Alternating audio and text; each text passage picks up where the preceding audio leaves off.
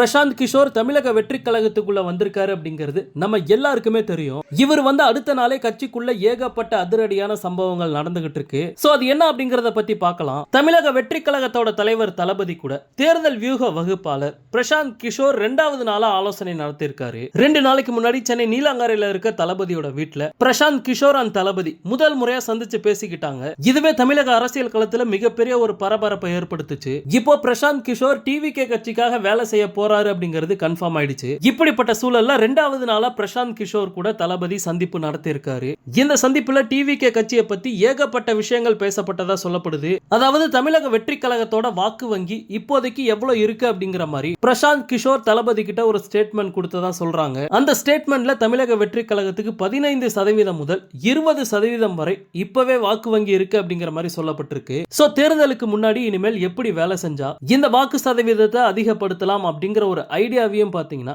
பிரசாந்த் கிஷோர் தளபதி கிட்ட சொல்லியிருக்காராம். முதல் சந்திப்புல இவங்க 2 பேரும் கிட்டத்தட்ட 2.5 மணி நேரத்துக்கு மேல பேசியிருக்காங்க.